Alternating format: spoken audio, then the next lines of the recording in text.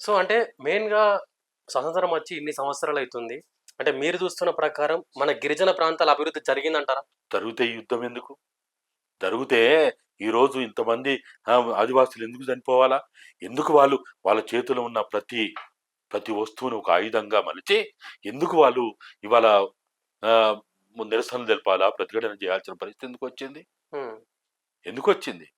ఆయుధాలు పట్టడం అనేది ఆదివాసీలకి ఇది మొదలు గాదు. హ్మ్. అసలు వాళ్ళ జీవితమే వాళ్ళ అడవిలో బతకాలంటేనే ఏదో ఒక ఆయుధం లేకుండా బతకలేరక్కడ. హ్మ్. బతకలేరు వాళ్ళు. అరే! వాళ్ళ చేతిలో కొడవలుంటే నేరము, కత్తుంటే నేరము, హ్మ్. కట్టుంటే నేరము అంటే ఎట్లా? ఎట్లా ఇది? ఎట్లా సాధ్యమైద్దిది? మాకైతే చాలా విచిత్రంగా నవ్వుల పాలైనట్టు కనపడతా ఉన్నది. అరే! ఒకవైపు బిర్సా ముండా గారికి బొయ్యి విగ్రహ ప్రతిష్ఠ జేస్తరు. వాళ్ళ కోసం మొన్న ఏది 70 సంవత్సరాల వేడుకల్లో ఒక రోజుని వాళ్ళ కోసమే గడిపిండ్రు. ఆదివాసుల కోసమే హ్మ్. మోడీ ప్రభుత్వం పాటించింది. అరే! ఒకవైపేమో అవన్నీ జేసుకుంటూ ఇవాళ ఈ మూలవాసులైన ఈ ఆదివాసులు వాళ్ళు అడుగుతున్న దాని మీద ఎందుకు మీరు చేస్తలేరు?